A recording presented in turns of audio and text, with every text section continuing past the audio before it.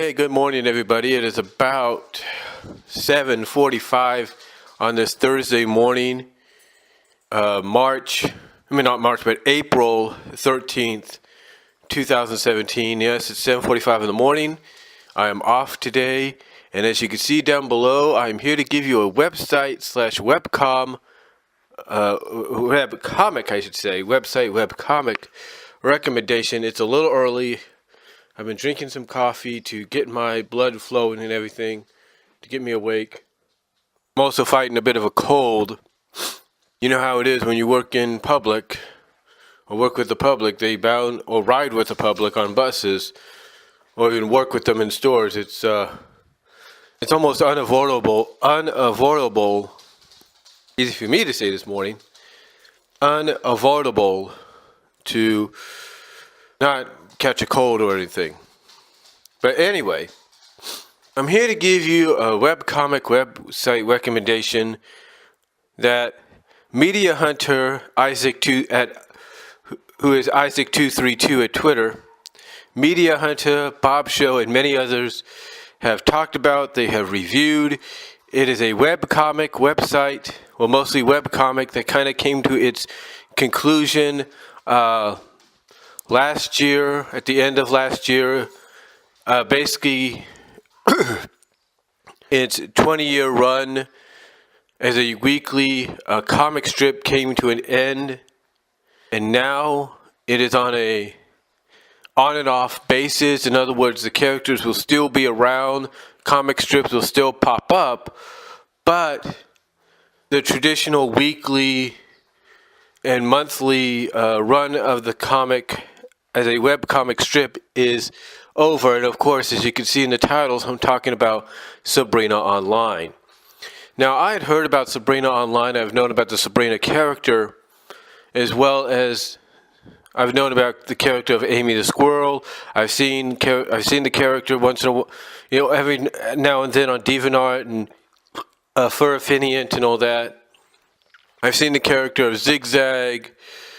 I've seen a lot of characters that are associated with Sabrina's, and mostly it's due just being on DeviantArt, Furafiniant, YouTube, of course, thanks to people like Jawbreaker at Play for Cinema with his furry girl profiles.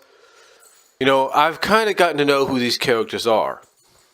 And after watching Media Hunter's review on it, after watching Bob Show's take on it,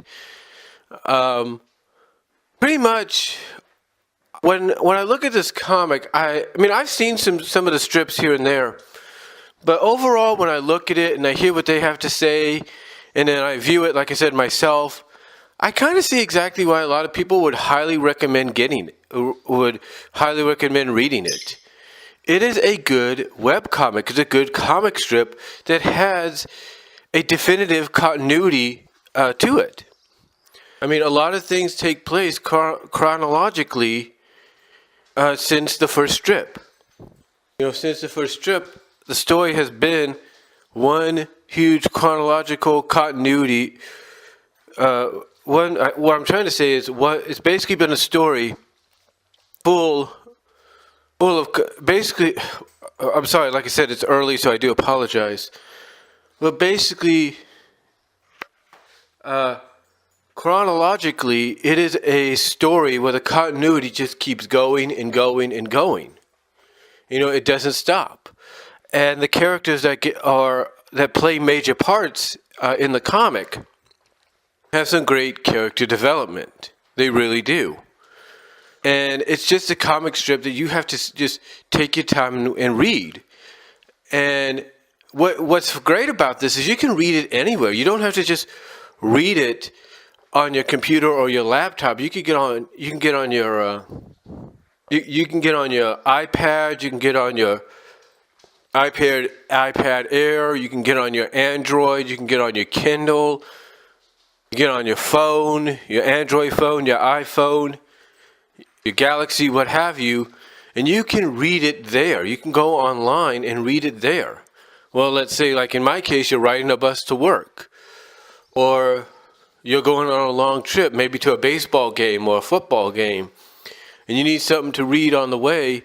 This will give it to you. It is it is that intriguing to read because the main characters are anthropomorphic characters. They are anthropomorphic characters, but what's great about this is when you look beyond that, it doesn't feel like it's a comic strip with anthropomorphic characters. Instead, it feels like a regular comic strip you would read in the daily newspaper or in the Sunday paper. It's that good. And it's that intriguing. And for 20 years, there have been certain plot points that it will focus a whole year on, if not focus the first or later half of the year on.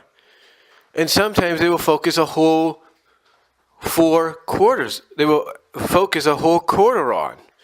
Because that's how he bases some of his strips. He bases it by the quarter length of a year. So after 4 months, that's his first quarter. After another 4, that's his other quarter. You kind of get the idea. It's a 4-quarter comic strip that goes a whole year. And sometimes the first few quarters of a year will be dedicated to a certain story arc. And every quarter is 3 months. So basically every 3 months, sometimes the first half or the later half of the year, depending on the situation, the story arc, those 3 to 6 quarters will be focused on that story arc. They will. As a matter of fact, the end of the 2015 run, or 2015 season, I guess you could say the 19th season. Well, basically the end of the third. Well, basically the end of the third quarter of the 19th season of the webcomic, which would be 2015, around September of that year, is when they started doing something called, when they started building towards Sabrina's wedding and marriage to her love interest in the comic, R.C. Raccoon. And how that develops, you have to read all the way back to, I think, 1999 to see how far that has developed. But yeah, they actually dedicate a sort of a flash forward kind of scenario, because that's what they call that's how they identify the panels on a weekly basis, is flash forward. In other words, a back to the future kind of vibe, but in the future, a what if scenario of the future. And this all starts basically when R.C. Raccoon proposes to Sabrina, and Sabrina is like, goes into shock, like she just zones out because she goes into shock and just zones out, and the next thing you see is Sabrina a little older, a little rounder, if you catch my drift, and it's about 16 years later. Everybody's aged up until about maybe the mid-30s, early 40s, something like that. So yeah, all the characters have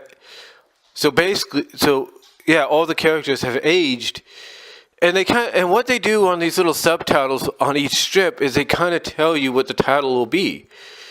In other words, when they start doing this whole what if future scenario, they put on the subtitle they put on top of the strip is as if it's as if this is happening in real time.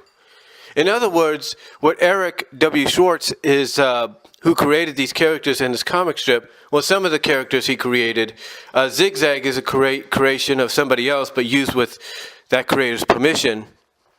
Basically, what Eric is joking about is how it seems that for some reason, no matter how long the comic had been going on, no one had really aged. It's that basically the comic was going through or dealing with what's known as the Simpsons syndrome. In other words, if you watch The Simpsons since 1989 up till today, you'll notice that none of the characters have ever aged. It's like they're stuck in a time warp, in a time loop. And by doing this flash forward kind of deal, if you will, Eric is basically indicating that he knows about it. He knows that, yeah, the comic should be like this. This is what you should be reading in the comic. This is how the characters should be looking. But that's not the case, because basically what you're reading in the flash forward scenario, like I said, is a what if deal. Because like I said, when R.C. Raccoon, whose real name is Richard Conrad, proposes to her, and Sabrina goes into shock, almost zones out, and then you see this whole what if future a scenario play out. It's basically Eric acknowledging that yes, the comic should be like this, but this is only a what if scenario. In other words, what Eric did with the flash forward part, at the end of the 2015 third quarter of the series, the 19th year, basically he acknowledged, like I said, that the problem that a lot of people pointed out. So he basically did this as saying, yeah, this is what it would look like if we constantly went through in real time. Like, this is what would happen. But comic strips don't always work like that. We should know if you read a comic strip in a daily newspaper, and that's how this is treated. This is how this is treated. Now, I know that some comic strips throughout the decades have decided to age the characters, make them older, what have you, grow them up and everything, let them move on with their own lives, expand on the story, expand on their lives, expand the family, what have you.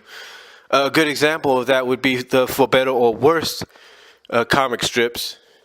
But there are tons of other comic strips out there that don't do that. Take a look at Family Circus, which has been running for a long time. You'd think by now they would say, okay, let's age the kids, make them teenagers. They don't do that.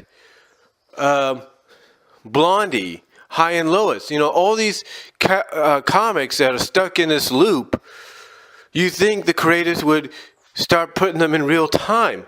But they don't do it because pretty much we are in a society now where if you change anything, even if you age a character, fans will rebel against it. They will be like, no, that's not what we know about the character. You've changed it. Why'd you do this? That's why I think Eric W. Schwartz didn't, change anything about the comic, or didn't put the comic in real time, because pretty much as time went on, fans were getting adjusted to the character, had gotten so adjusted to the characters as they are, that I think he was afraid. My opinion, Eric, if you're watching, I don't mean anything.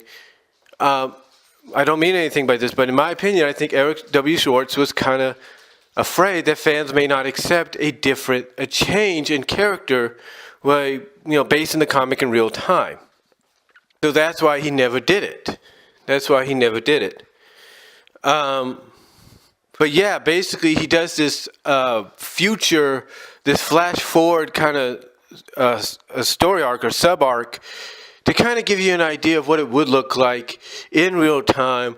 And it's also play on the what if scenario that Sabrina has spaced and zoned out into, kind of imagining what life will be like, if she accepts, which spoilers, she does accept. She does accept it, but like I said, what we get is a what if scenario. And basically what it would look like had this comic been in real time. Now, overall though, I know I sounded like I rambled on there, and I do apologize. Overall though, the comic, the webcomic is very good. A lot of the characters get some great development, throughout. Either at the first half of the comics run or the latter half of the comics run, you basically get great character development. Sabrina gets good character development. Amy gets good character development.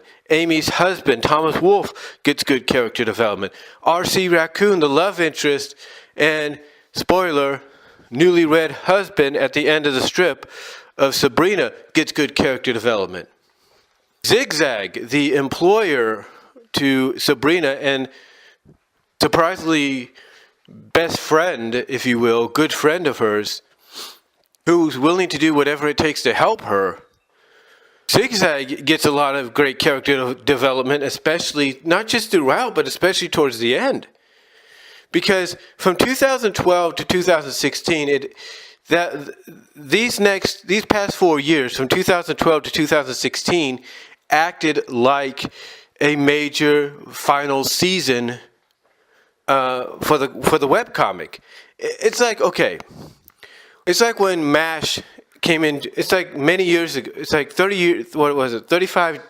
About 35 years ago, when MASH, one of the longest running shows there was, and one of the most viewed sitcoms there was, or comedies there were, when it came to an end, it broke television records, no doubt about it. But they built up to it. There were certain events that took place in that season that pretty much told you that this was it. This was the end of MASH's run. Same with Cheers. Same with Saved by the Bell. Same with Full House. Even though some people didn't expect Full House to end the way it did originally, you start seeing all these signs that, and even Family Matters, you start seeing all these signs that the season you're watching on television is the last season. It's over after this. It's done. And that's how Eric W. Schwartz played out the last 4 years, the recent past 4 years of the Sabrina online webcomic. Basically, he played it out as a series finale. Like, this was it. Like, everything from 2012 to 2016, we're building to this moment. And it all started in October of 2012. On the second week of 2012, with the second comic strip, a weekly web comic strip of Sabrina Online. Basically, it started in October 2012, the second week of 2012, and it lasted basically all the way to the final week of 2016. It played out as, like I said, a huge series finale, as a final season. Because basically what happens is Sabrina ends up getting attacked by a mugger who she had encountered recently along with R.C. Raccoon. And the mugger, he recognizes her and basically out of anger and rage stabs her, not fatally, but he stabs her to the point that somebody sees her lying on the ground bleeding and calls 911 to bring an ambulance. And of course, word gets out to her parents about what happens. Words get out to Zig-Zag, to Amy. And let's put it this way, Zig-Zag and Amy are not too thrilled about it. And you think at first, after they visit with Sabrina and they see that she's okay, and she explains what happens, you think at first that Amy's going to be the one that beats the crap out of the guy or tries to find the guy and beat the crap out of him. But no, it ends up being Zig-Zag, who we find out as we find out throughout the comics run, and especially in this season, we find out is very protective of those around her that work for her, because she doesn't look at them, this being Zig-Zag, she doesn't look at them as employees or fellow actors and actresses. No, she looks at them as family. And she wants to do her very best to keep them safe, to protect them, because she doesn't want them to deal with this same kind of situation or similar situations that she dealt with as a child.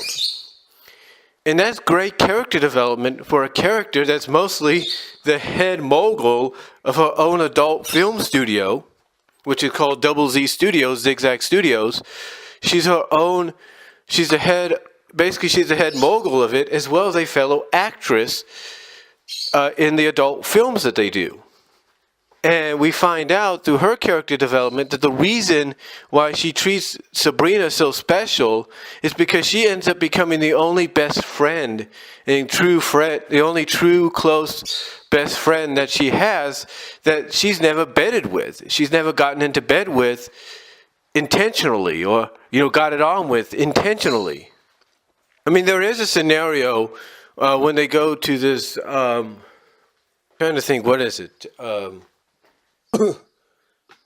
Base, uh, basically, like I said, she Zig-Zag. She looks at Sabrina as being more special than I think anybody she's been around, because once she reveals through a therapy session that she goes to that she loves her, that she's in love with Sabrina, but and this is, like I said, this is where good character development comes in for a character like her. She accepts the fact that Sabrina is straight. She accepts the fact that Sabrina, may not like really being there, but despite everything that's happened, Sabrina hasn't left. She hasn't quit. But also she realizes that Sabrina is but what makes Sabrina so special to her as a friend and as a confidant is she realizes Sabrina's the only person working for her that's never accepted, like I said, that's never really accepted Zig-Zag's offer to bed together. In other words, to get it on together. She's never done it. She's been strong and resistant to it. And what I was saying is that Sabrina would, basically Zig-Zag looks at Sabrina as a good friend because of that, because there was never any intentional agreement or any intentionalness of them getting together, because the only time you might think it happened was in the 2000 run of this, in the 2000 run of the series, where basically Zig-Zag takes Sabrina to an industrious show, because she's the resident geek, she's the web designer and all that. But it's not just for her to kind of explain, it's not just for Zig-Zag to have her there to explain the technical prowess of the website and what goes into it and all that. No, she also wants Sabrina there so she can try to bed with her and sleep with her. But Sabrina basically holds her ground, and Zig-Zag is okay with it. She's cool with it. I mean, yeah, Sabrina knocks her away, but Zig-Zag's like, hey, you don't have to apologize for what you did. What you did was right, was the right thing to do. You defended yourself and everything, and that basically was the start of a good character development for Zig-Zag, because she comes to an understanding throughout that no matter how many times she tries to flirt with her, no matter how many times she tries to tease her and try to at least get her to, try it once, if you catch my drift, that Zig-Zag understands Sabrina's never going to be that way.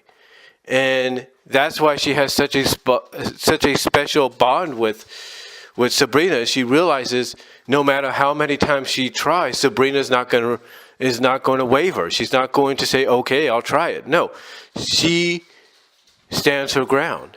And Zig-Zag, through this character development she goes through, comes to accept that, comes to respect that. And, it's just really amazing what this webcomic can do with a character like that. Because yes, Zig-Zag does throughout the comic, as she grows as a character, still retain her own, personality and all that. As the head mogul of an adult film studio, she still maintains that. I mean, heck, she even tells Sabrina several times, hey, in a friendly gesture, because you can tell they're friends, they're becoming BFFs. She basically tells her, hey, I didn't say, I wouldn't do any of what I do anymore, or I never said I would do that or this.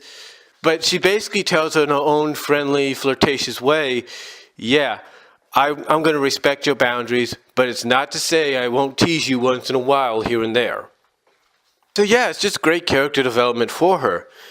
And like I said, 2012, basically, like I was saying, as I got a little off track there, and I do apologize, 2012 to 2016 serves as basically a series finale for the webcomic.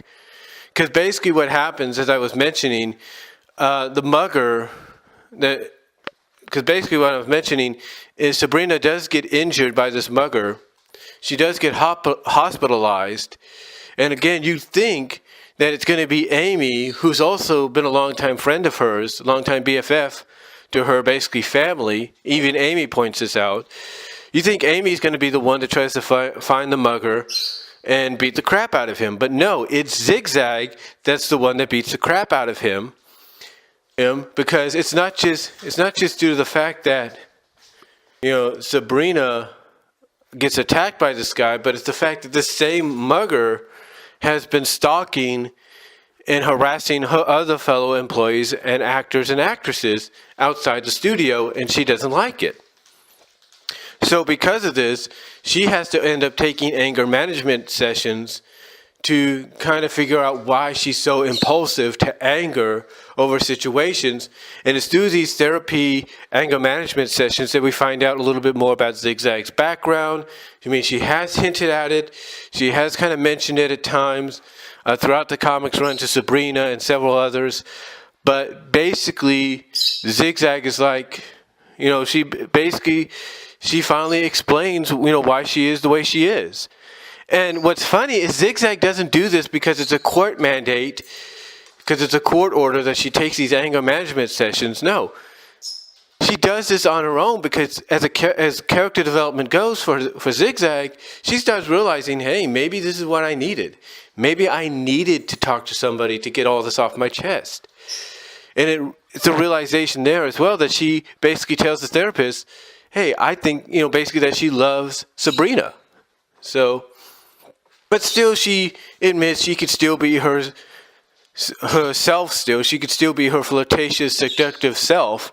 Heck, the way she rewards and thanks the therapist is she kisses him on the lips one time after a session. And then after the final session, before I guess they decide to have a little on and off fling, she decides to, give him a certain job give him a certain job as a thank you to him, if you catch my drift. So yeah, Zig-Zag goes through all the character development, which is great, strong character development. But what's great about a character like this is you can get that strong character development in there, but they could still retain what made them who they are. And again, the same goes for the other characters, like with Amy and Thomas, who a lot of people felt would be, even Isaac, the media hunter, felt like they were getting pushed to the side.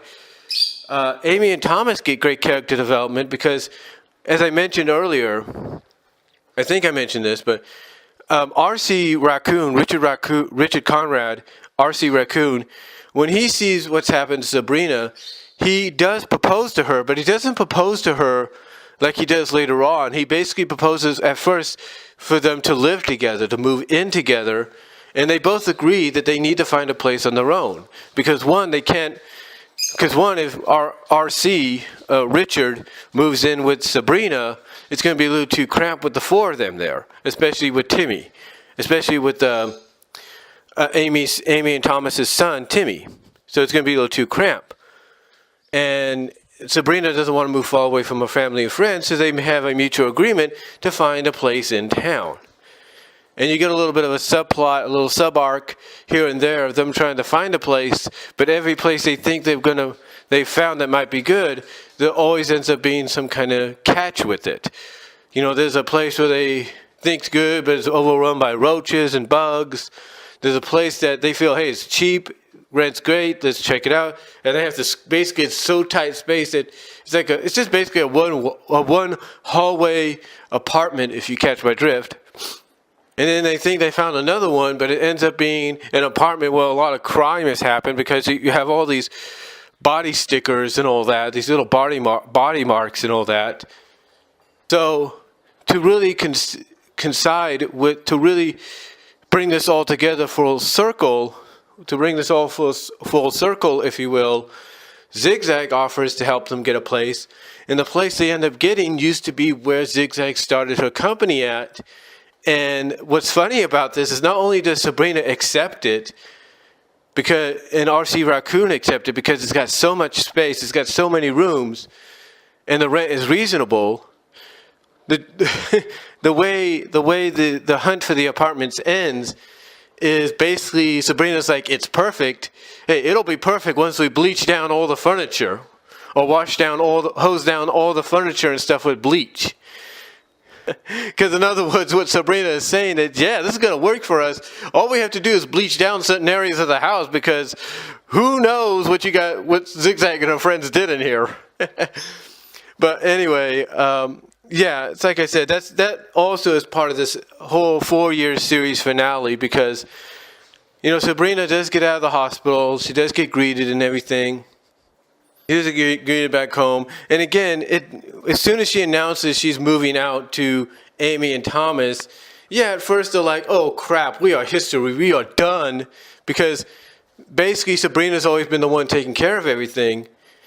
The character development that comes for them is they have to go find jobs. And Thomas finds one at I guess you could say, a knick-knack drugstore or whatever. And Amy tries to find work in several areas. The first one she does is a telephone service, which is basically a phone sex service. And then after that, which doesn't even last a minute or a few hours for her, because she comes to the realization that, hey, if my son gets older and I continue doing this, he's going to ask, Mom, what do you do for a living? And she doesn't want to have to answer him, oh, I do phone sex over the phone. What kind of reaction do you think the kid would get? He goes to school. Oh, yeah. And the teacher asks for a career day. Oh, yeah. What does your mom do for a living, for work? Oh, my mom, she works for a phone sex company. She basically does phone sex. Can you imagine the teacher's reaction, like, huh? So, yeah, basically, she does finally end up getting a job at a bar, where she ends up meeting Spike, who's the husband of another friend of theirs called Carla, who was an online buddy to Sabrina as well, who was the one responsible for bringing RC, Raccoon, and Sabrina together. So, long story short, these 4 years build up to basically, like I said, the 2015 proposal of Sabrina accepting marriage to RC Raccoon. And of course, everybody's happy for them. Of course, one of the good semi-story arcs or story plots that does kind of get tied up a little bit at the end is this issue with Sabrina's parents, because the dad's okay with everything. It's the mom that's like, I'm not too sure, until the father kind of wakes up and makes her realize, hey, you were the exact same way towards your parents about me. So, yeah, but again, it starts to wrap itself up as soon as, right into last year, it starts to really wrap itself up. And, everybody helps Sabrina out, getting things prepared. Zig-Zag takes her shopping, makes her realize one of the things that she could have bought wasn't for the wedding, but for the night after the wedding,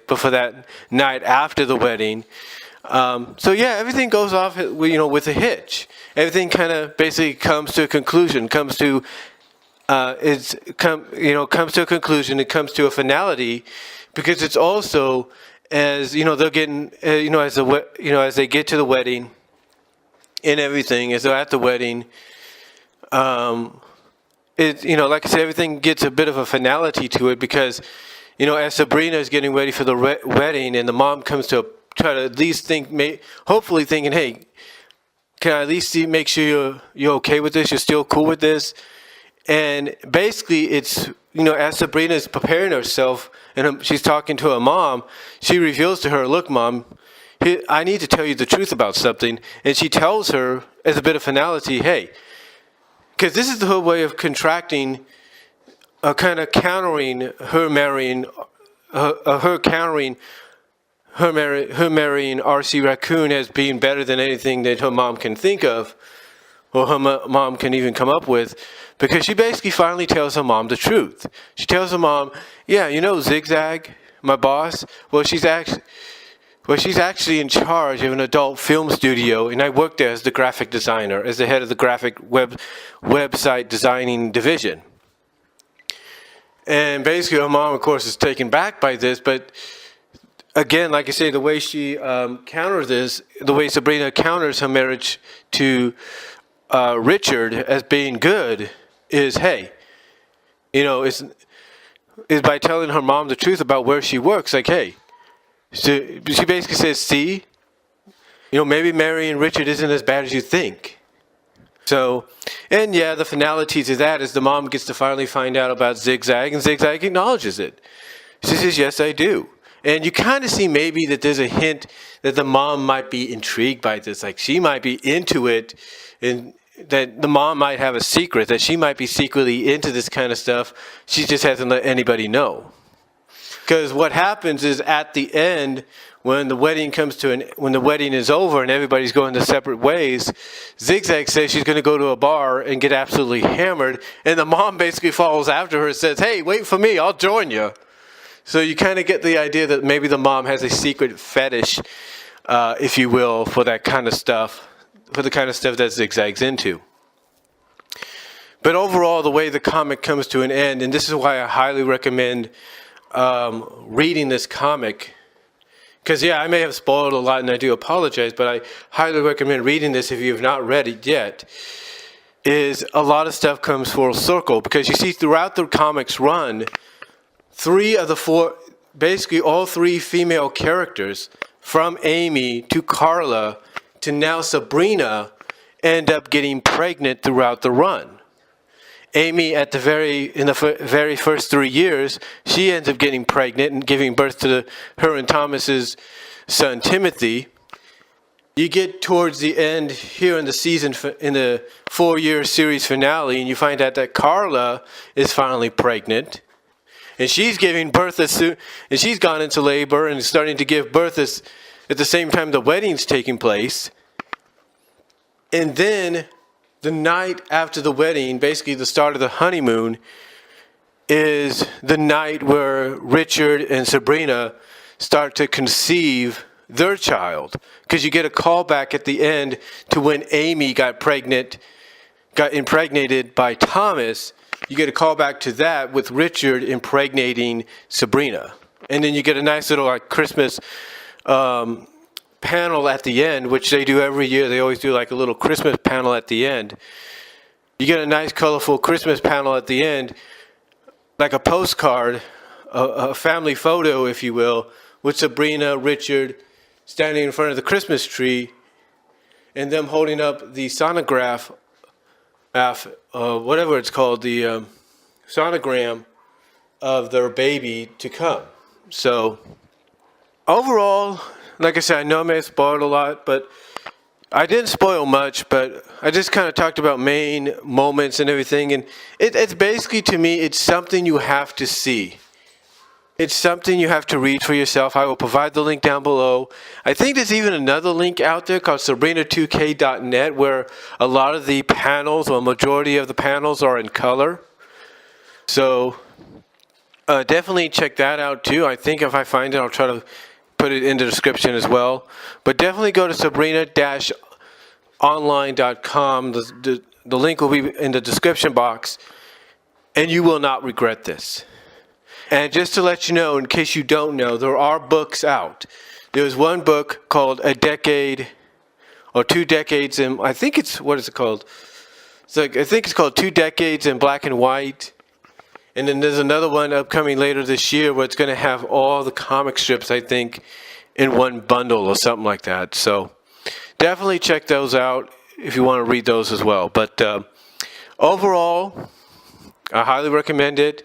So yeah, that's my website, webcomic recommendation. SabrinaOnline.com. Check it out. And I will talk to you all later, but I do recommend reading it. I don't think you'll regret it. So take care. God bless.